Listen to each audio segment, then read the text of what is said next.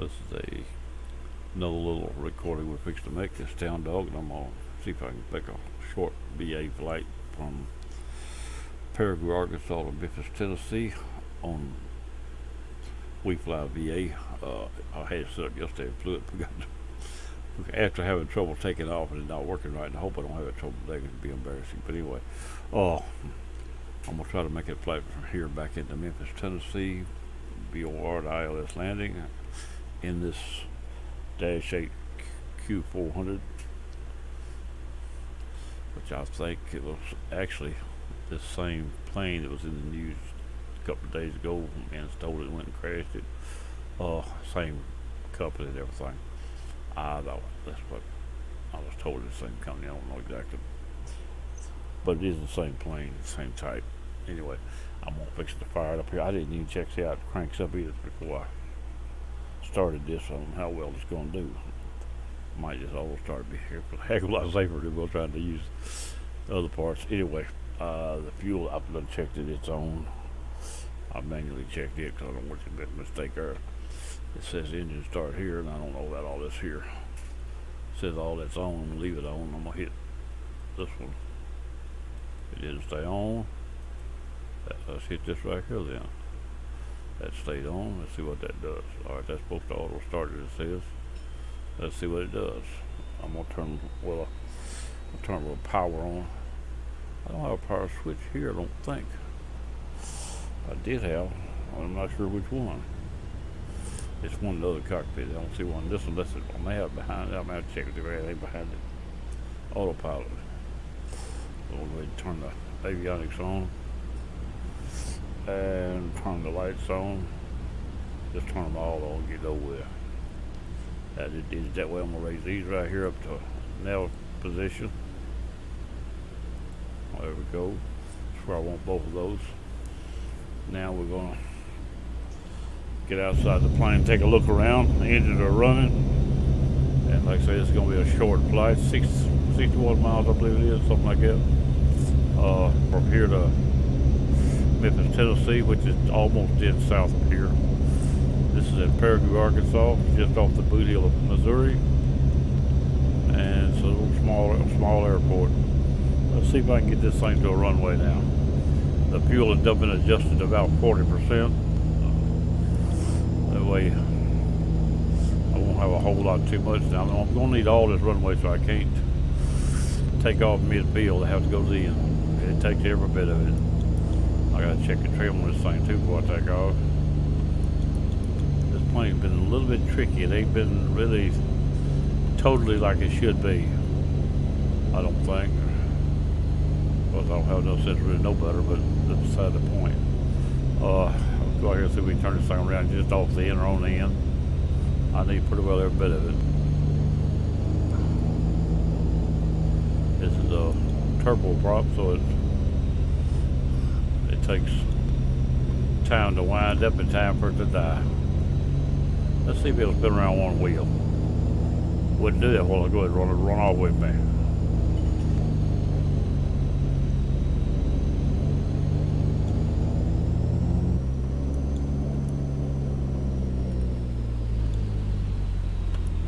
That's good right there. We can live with that right there.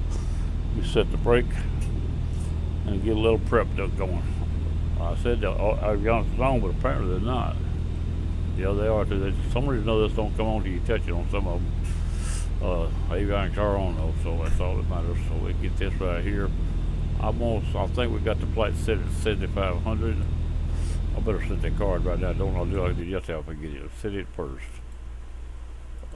This flight right there is the one from Paragould to Memphis, Tennessee, Memphis International. I think I'll go to the other side and turn around this time. I went in south to north last time, that way, south to north, north to south. That way it'd be straight in. If I go around, turn around, come in the other way. Hopefully I plenty of fuel for that. Now I've got there, and I've got to click here to fly, and here it says with this plane right here is what we in. So Bombardier Dash 8 Q400 flight number, and since we're going to go to, got 75 passengers on board, we're going to go to 7,500 feet, which is a little high for this flight, but it'll work. No further move. In other words, I'm not where I said I was. Let me check and see why. I done started this thing and I must not be on Paragould.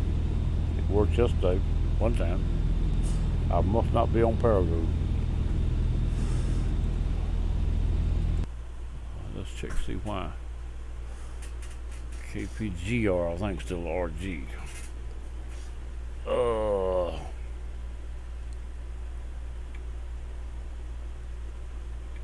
let's try that.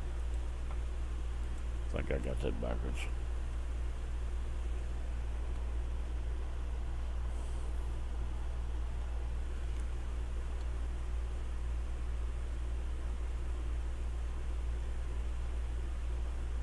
That's it. That's what it was.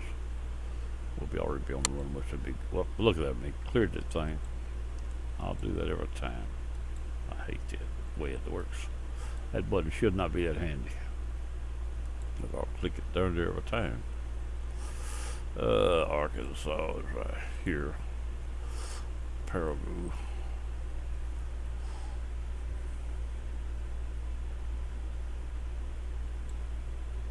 Yeah, we moved after I turned it loose. And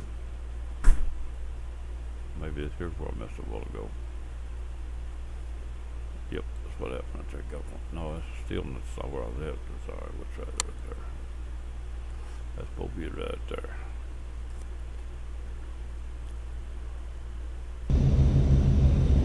Okay. Still looks almost like the same place. Maybe a little difference. Anyway, I turned around on numbers while ago with them on apron. This is exactly the same spot I was in yesterday when I took off. When I didn't make it. Now we'll set this right here on 7500 with. I still need to see if my car will start now. Fuel should still be the same as I had. See if I'm in the right airport now. If not, I'm going to start all over. There we go. I'm right this time. Well, I said I am. This right here come a while ago. Now I'm in the right place. The plane, the car started, ready to go. Now, had the plane on the wrong airport preparing it. That was a real good mistake to be on camera. Okay. And here we go. Well, at least I went on and corrected it on camera. You know I made the mistake. It wasn't no mistake showing it. I wasn't trying to hide it. Now, we're ready to go here except for, let's set this right here, 7,500. Right there, and I want this right here set on runway heading right now. I'll turn it off, but I want it on runway heading set. I want this on 240. Right here is where we run a little trouble sometimes when we convert from takeoff to airspeed. Now this right here, I want this on, well, I don't even care where that goes right now. Let's bring up the radio stack, the same one I always use. The bottom two is already on Memphis, so we just go ahead and set it. Actually, the top two is on Memphis because that's where I landed there practicing yesterday, or this morning was. We just had a discussion about this plane. I checked it out and flew it. I had pretty good luck with it. I might not this time, but did that time. Now back inside the cockpit here, we don't have a trim location except that right there, so we're gonna go with that. They don't have any numbers on it. Well, one of the discussions we was having. I'm gonna probably find me another to go on there, but I can't do it on multiplayer. That's what I'm on.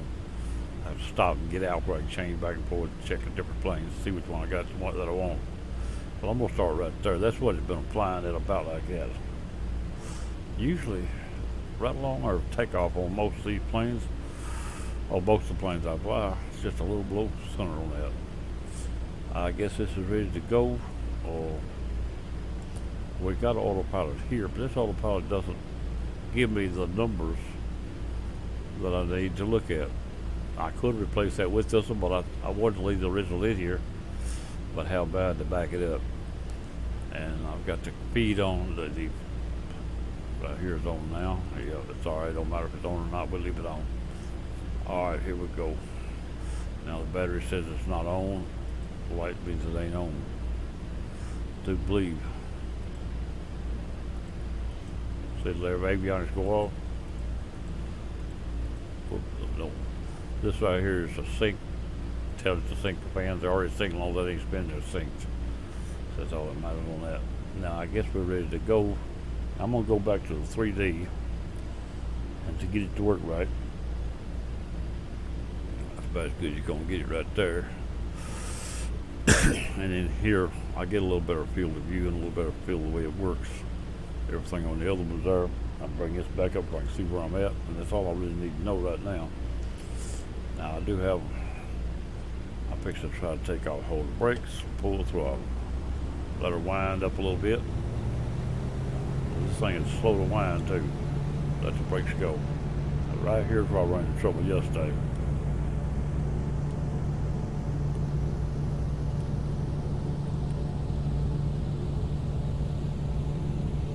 Lift off, sucker.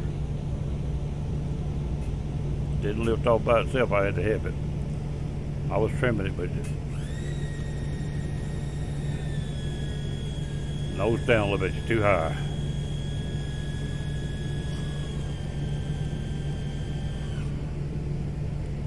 Try to get where to fly itself before I roll the throttle back a little. This thing will dip on you when you take over if you ain't careful. Probably will anyway. I'm going to try it though. Try the airspeed because I'm already probably getting too fast.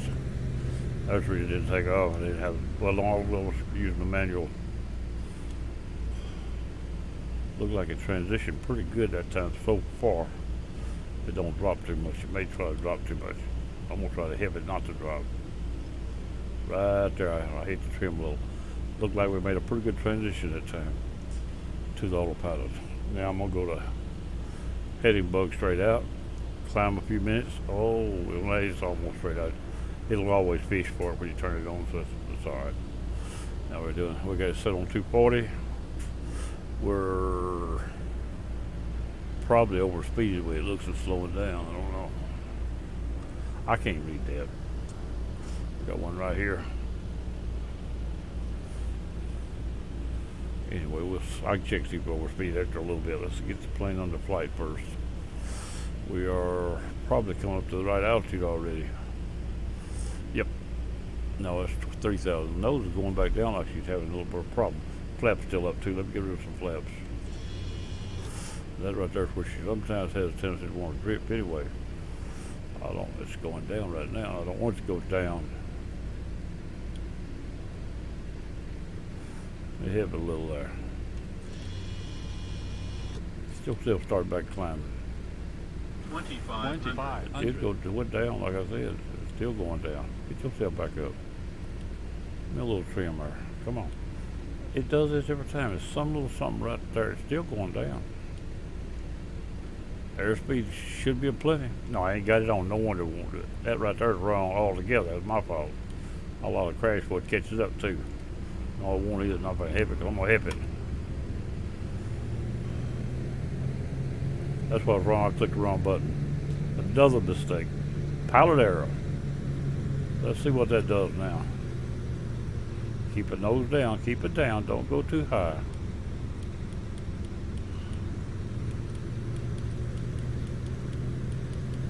Now the throttle's taking over, aren't you? If you hit in one, you look whatever you guys set on is what it'll go to. Most of the time I don't mess with it, it's set on 0. Idle down and just quit. Now maybe that had a good transition a while ago, but I didn't maintain it.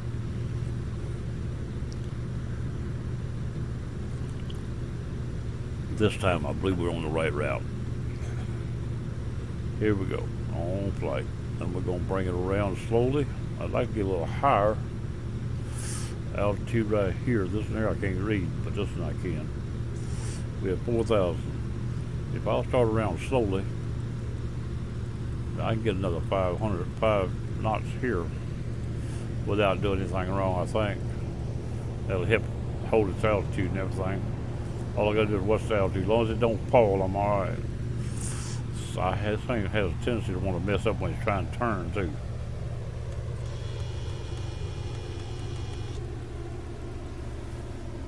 As long as it's climbing, we're all right. Nose down a little in the black, but the hand says I'm still climbing. That's all that matters. Needle says I'm still climbing. Right around the dead south. One.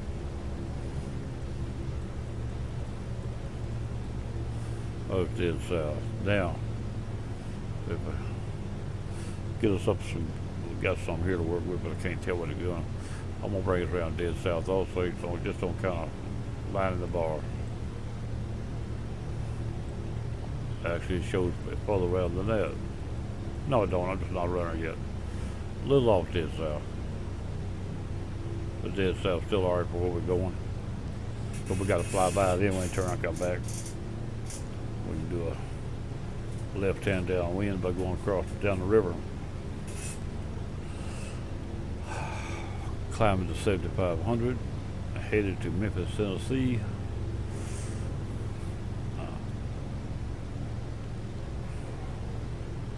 Wanted to make it out, make all the mistakes on takeoff. The pilot error that I saw. Most of it.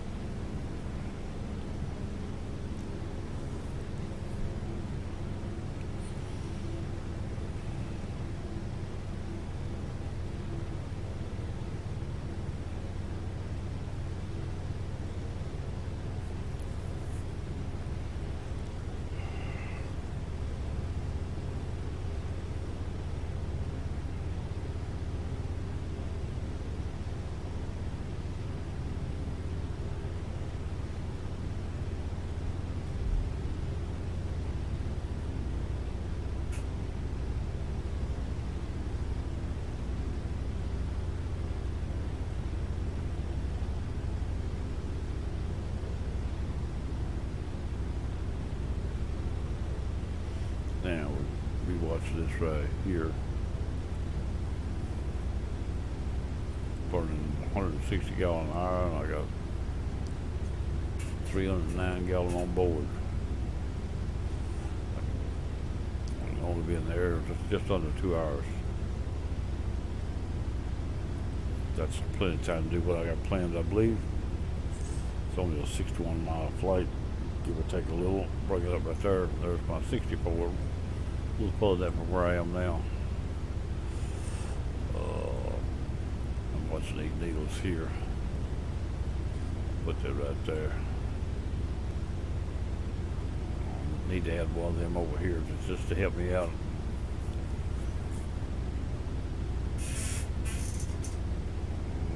This panel will let me work on it. Most virtual cockpits won't. This one will. I can do anything I want to do to it. When we got this plane, this is not the control it had. This control here was one with no numbers whatsoever in it. It didn't make sense. It wasn't that good. I didn't like it. I changed this now. This come out of the King Air. This was already in it. It had one of these here as a backup, but it didn't have none of these others. It didn't have. Whoop, we got a gauge miss this morning right there. I had two of them, what we called. I looked, checked what out there. I got 2 RPM, one for each engine right there, and it's not there. Anyway, it didn't have this or this for backup. None of it was there. I've added it. It didn't have the clock. It didn't have the fuel gauge. It didn't have this prop sync. I added all that. This gauge here it already had. This is the instrument panel lights. It already had that. It was over this way further, I think. You know, I moved it over to get out of the way of this. But anyway, that's pretty well the size of it. I didn't rework this part of the panel. See, this is what it looked like over here when I started all this. But it's exactly the same. I didn't change this out. See, they don't have M2 there over here. I didn't add them on that side on purpose. It take time to mess with them the same way here.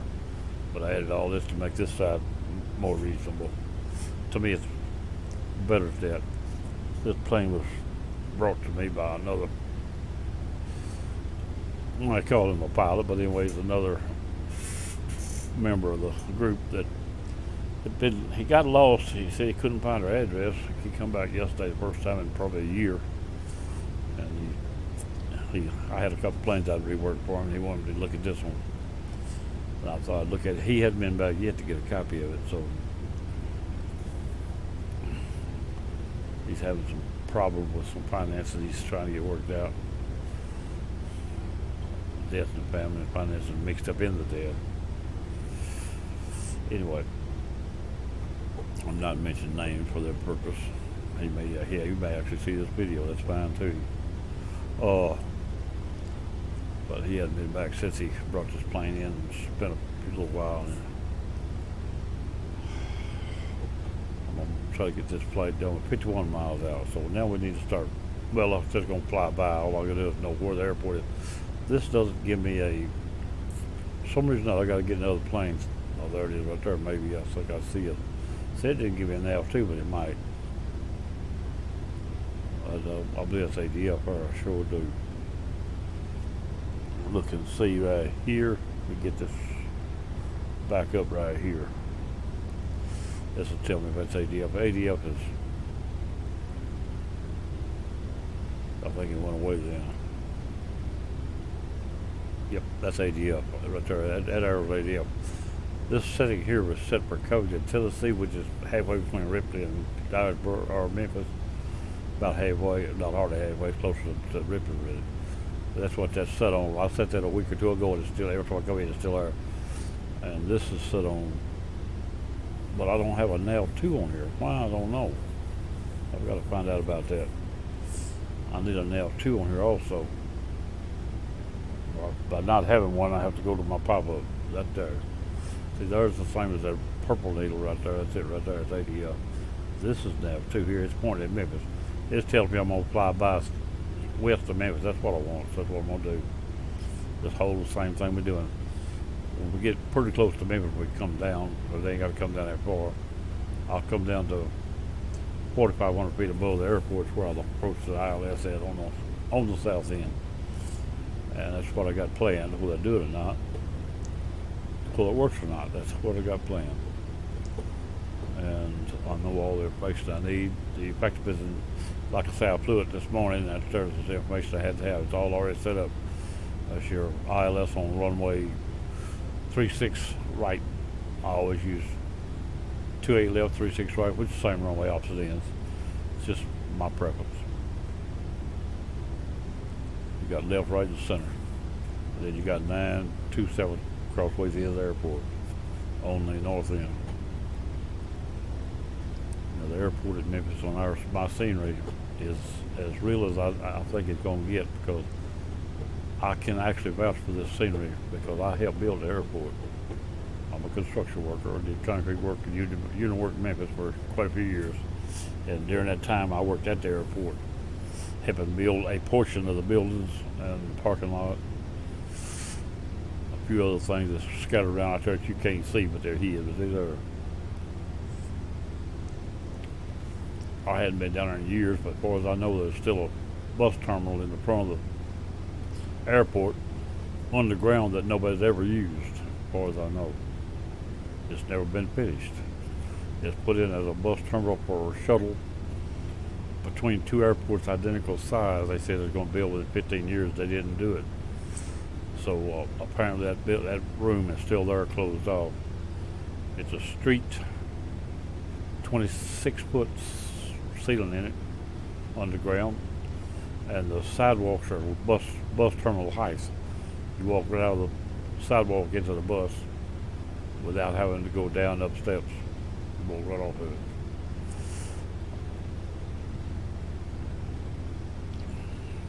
That means their buses are going to be precision built to fit. So it's going to be probably shuttle only that loop over and back. Might even be something besides the bus. The bus is what they said we built it. Because I don't think I've ever finished it. That's been probably 20-something years, 30. When I was working down there. At least 20. Well, I'll tell you, it's in the 1970s. Count it for yourself. I don't remember how long it'd be. Mid-70s, early 70s, when it was.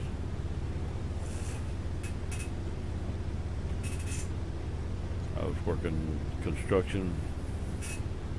I don't remember the name of the company there now. We was working for Harmon, which is out of Florida, Texas. They went back to Texas. on a different job on that. And I worked for Bechtel on another job. And I worked for, I can't remember the name of them other all the companies. Too many of them. Construction work, you don't take a job and hold it for 30 years. You take a job and hold it for the job, lights up or quits, and you end up losing it. Then you look for another job, unless you're a company man. If you're a company man, then you go with them to the next job. I was offered a chance to go to Texas. I just turned it down. I didn't want to go to Texas. My foreman was going to go into Texas to be on a job down there. He offered me a chance to go with him, and I told him I didn't want to go to Texas. And they had 3 foremen on the job. 2 of them was leaving, and the man that stayed to finish the job had his own crew, and he had a choice of any men he wanted within all the crews. He kept most of his men. He only changed maybe 1 or 2, and I wasn't one of them. So I didn't stay. I left when my man left. I left. Not totally because I wanted to, because they got through with me. Throw away material. Anyway, it was part of my lifetime.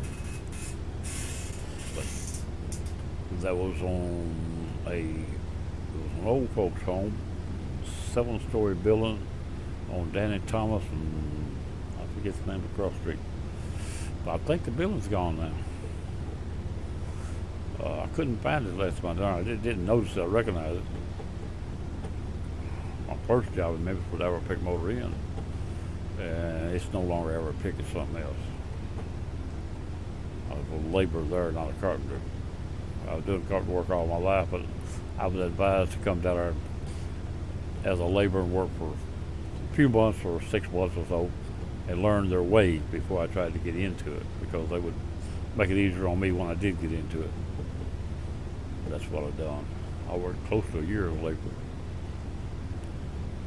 But you had to join the union, so I didn't really have the money to do it. I was in a labor unit, but not the carpenter unit cost X amount of dollars I didn't have at that time, even though I was working. But I was still making more than I did in Ripley for sure as a laborer.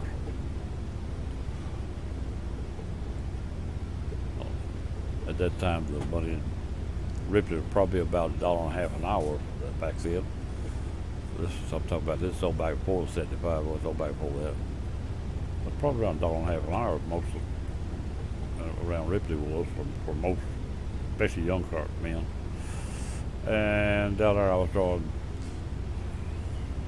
just under $3. I was making $3.10 an hour or something like that when I went to the union, carpenter union. Carpenter union paid $5.60 or $5.70 at that time with full insurance coverage.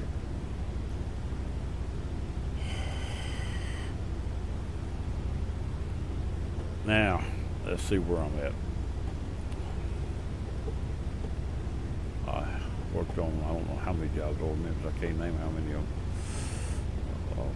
Helped build one post office. I think it was on 3rd and Calhoun.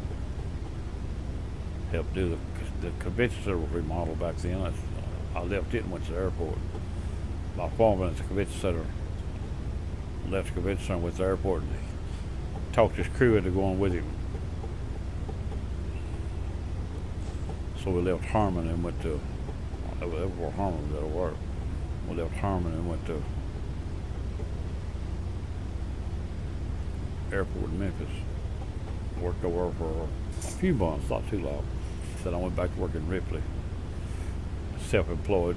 Me and my brother-in-law started up a little company. Didn't last, but we started it up anyway. Brother-in-law was used to making bigger money than he could make at that rate in Ripley. So he couldn't financially stay with it. He had to go. So we closed it out and actually went back to work in Ripley for another company, but it was for a big company.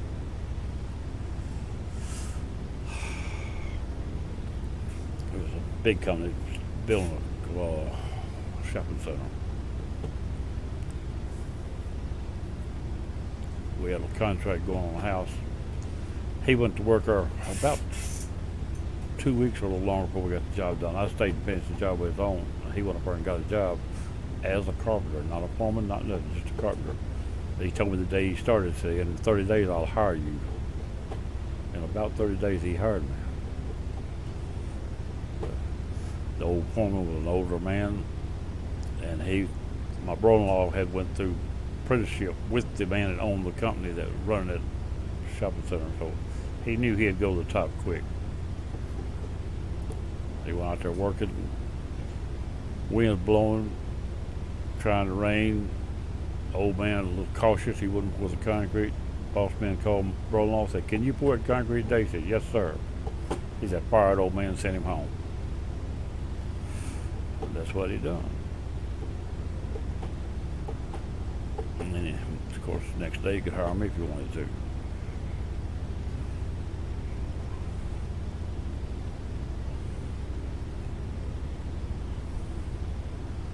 Well, where am I at? 11 miles? I guess I better start getting ready. I'll fix to fly by. Memphis is, like I said, we're talking about everything else. I'll pay attention while I do it. That wasn't part of the film, was it? That was my life story. I guess stick around me long if you'll have to hear some more of that. Here we go. Outside the plane, look around a little bit. Mississippi River Company involved here. It always crosses here about these little S's. I'm still headed to the airport right there, probably. 11 miles out, and I'm 11 miles this side of it, probably almost. That's probably Memphis Airport right there. So let's get this thing into position. I'm going to slow down to about 100, 210. I won't need any flaps at that. I'm going to come down to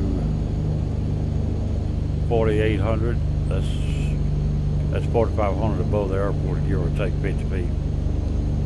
Now, we'll get that going there.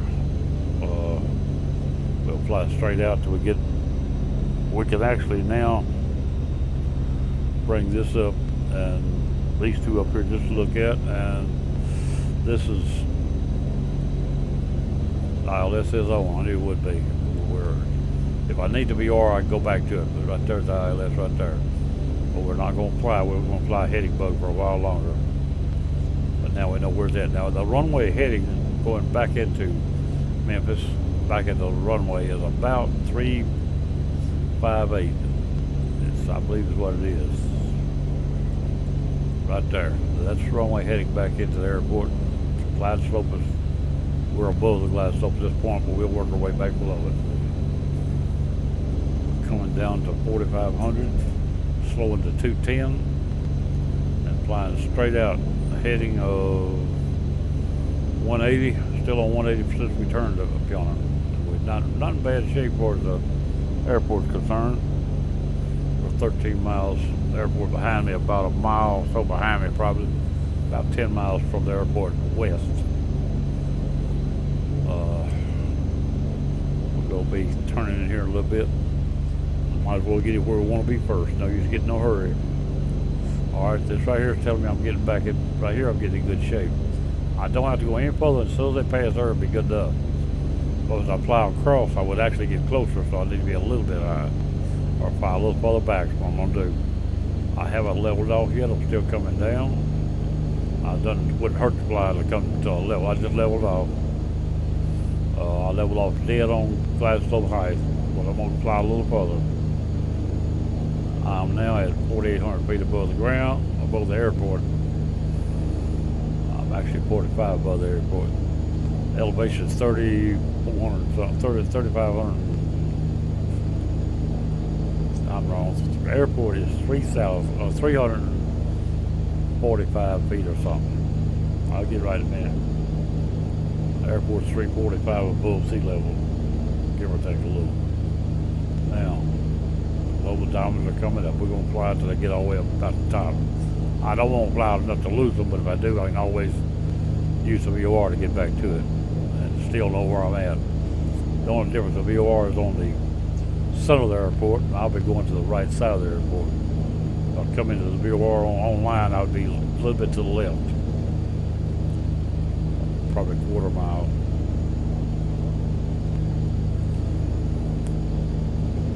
Quarter and a half, something like that, I think, from that to the outside runway.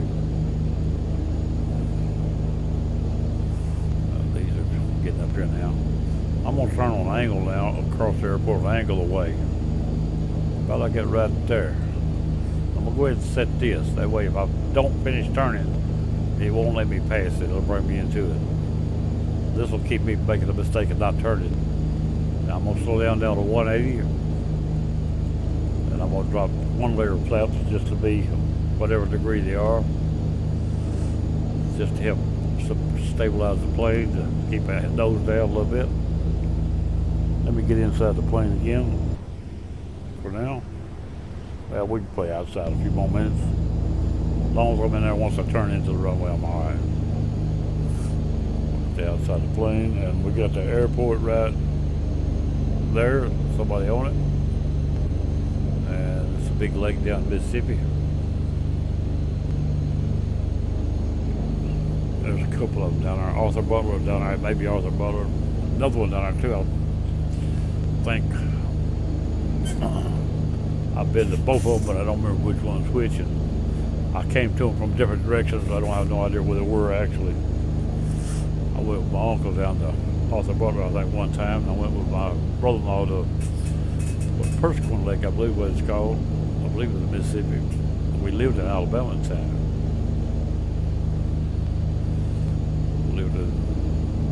I don't remember what part of Alabama. I thought they Huntsville, but I'm not sure about that. I spent 2 weeks in Huntsville as a child, about 10 years old. My daddy was doing carpenter work there. I went and stayed with him 2 weeks. He'd go away from homework, come back on weekends. Now, I believe at this point I can actually cut across somewhere. I'm going to turn dead east and see what happens. No, dead east is too much. I see it, but look at the dead east is too much. Go to 120. Now, dead east is right there, and I don't want to be that close to that airport when I turn. This might be too much. I have lost the diamonds, but I hadn't lost the ILS localizer.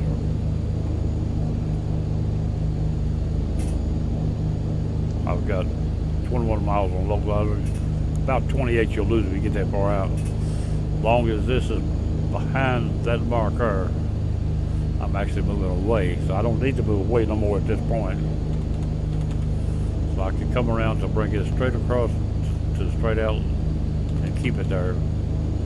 And I'll come around the airport without getting any further away, or much closer or further away. All right. Need to get this at least 90 degrees. At the last minute, it wouldn't hurt if I bring it down to 30 degrees angle for a attack angle of it. Right there, another 5 degrees. We're exactly heading on 100 now. Okay, coming around. We're waiting on this right bar here to slide down, or this arrow here to become exact line with that right there, which will be down along here. We're not that far away. Slowing to, I said 80 while ago, I stopped because I was doing something else. I'm going to slow to 160. I'm going the wrong way. And at this point, I'm going to go landing profile.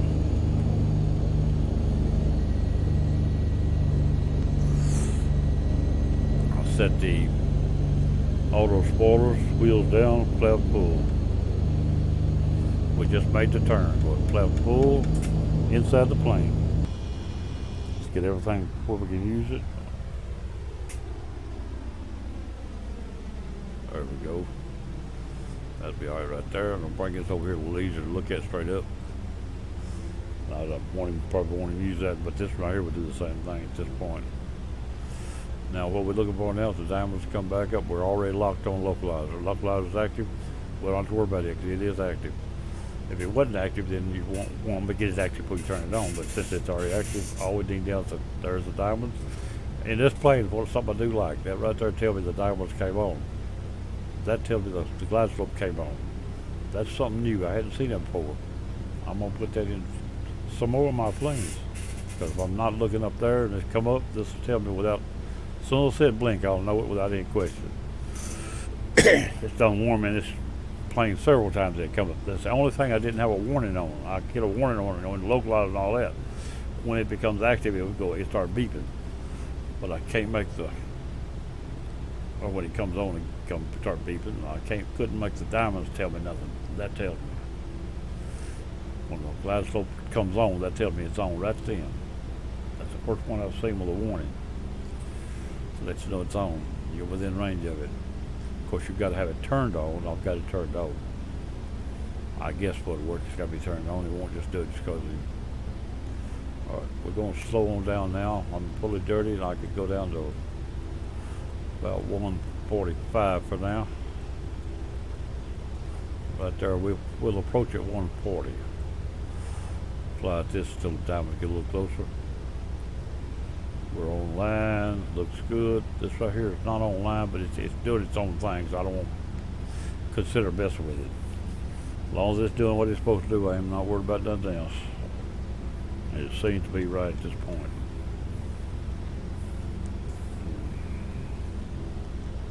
Let's see what we got going here now. Everything looks pretty good. I'll move this up our way. Eyeball a little bit closer. Put all that up there. Since this is blocked off anyway, I just use it for a place to put this stuff. I could mount it up there and leave it, but I'm not going to.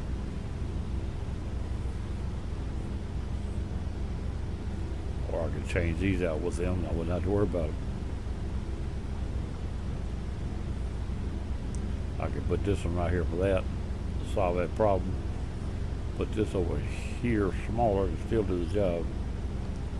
Make this a little smaller, there's room for it to go right there. That would solve the problem, but like I said, this is not the one that came in. I'm going to check in to see why I don't have a nav 2 on it. That plane might not have a nav 2. I'll have to look and see. They don't appear to.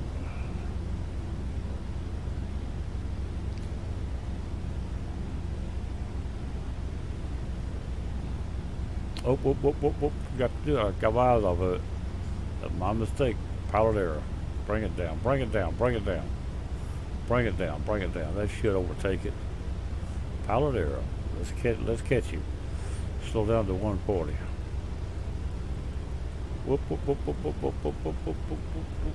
Come on now, quit overshooting it. 40 right there. Slow this down. This is too fast. I want to be faster than this, but not. That should be well faster than. Yep, the diamonds are coming back up. That's what I want. 1,000 should be faster. As long as they're coming up, we're all right. We're in good shape. That light will go out every line. That light will go out. Now just initialize it. Let it know what I'm talking to it. When them right there get to right there, it'll go out. They should go out before I get to the airport. I was doing better. I got to settle 0. That's definitely low enough. That's 300 feet below the ground. That ought to be enough.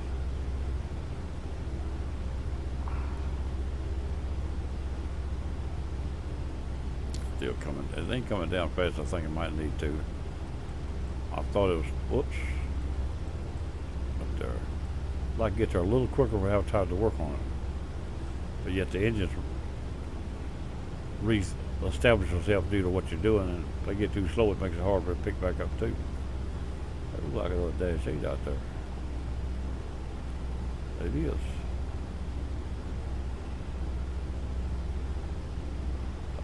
Pitch it, boys.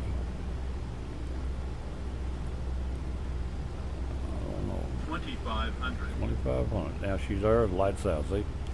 Now she's in control, and I've got to get ready to land. Everything is ready. The plane's flying itself. I'm on line one way, and the other way is not enough off to hurt it. This right here is a little bit low, it says. That's what kind of coming down like that. It has to re-establish itself. I don't need this. I want this here set on it just in case move. In case if I need to do something, I'll have a heading bug already set. There's exactly it. I'm not planning on needing that. Now whoever it is flying around me in that plane don't want to be buzzing me much, so it doesn't buzz me once. He wasn't that close, but continues to do it, I think he just better turn right over. But actually, possibly Boeing, he got one just like it, a different plane, but I've got him substitute with the same plane, so that it's the same model, it's different design. Let me get ready to get this autopilot off. My hand on my keyboard to cut everything off for me. I've got call-outs now I didn't have earlier. In fact, I got double call-outs now because I got the card on. The card's got call-outs too. I need to land under 750 feet a minute. I don't want to forget that. I got to ease it down if possible. Lighter rain land, the better off. Over 750 feet a minute, the flight is rejected. And this plane, it's doing better, but at first it seemed like awful sharp. 1,000. I could have trouble making it do what I wanted to. So there's two different sounds in the call. One of them was double, triple call due to the ground itself. The other one was a complete different person. That's the difference in the card and the call outs in the plane. Now, I'll be taking full control here in a minute. Hopefully it won't go up or down real bad. I don't believe it will. Nothing I can't handle, I hope. Here we go. About 500 feet is where I take over most jets. This will stand in the same category. 500. There's 500. Anytime now. We take over right now. All lights is out. 400. 400. I got my hand on my throttle, ready to take over. Now I'm gonna let the nose come on down there. I want to get just a little bit lower than what they ordinarily do. I'm gonna bring the throttle back about half. 300. Approaching minimums. A little lower, level. 200. Throttle down. Throttle off. 100. 100. 50. 40.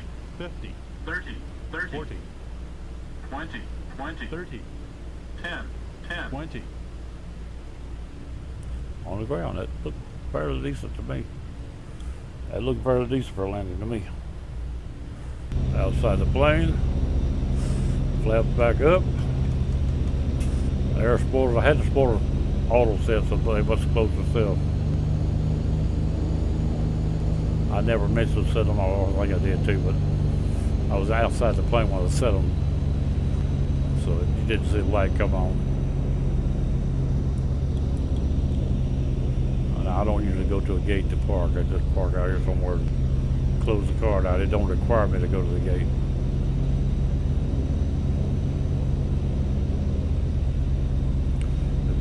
The VA for we fly laid back is not really strict. If it had been, I'd have been rejected on that flight all the way. I've seen a little glisten of scenery at the end.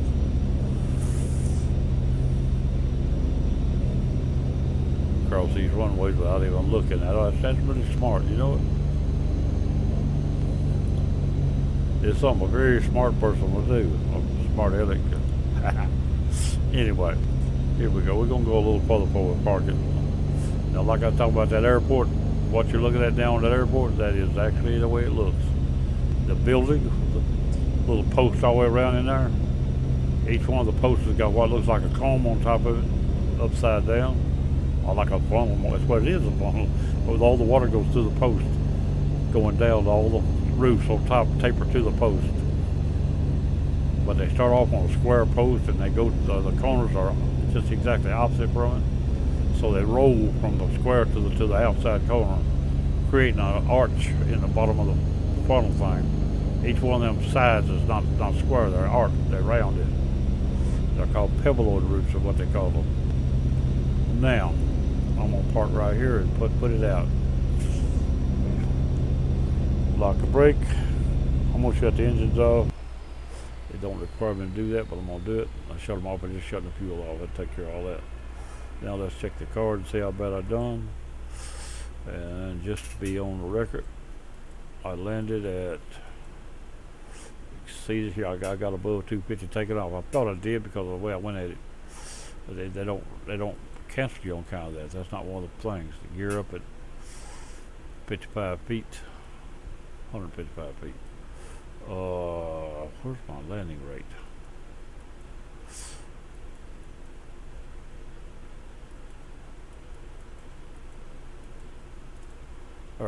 there. I touched down a little heavy, 315. That's a little heavy. This plane, like I said, I mean, it's new to me, and it's a little bit. That's not that's not out of my range either.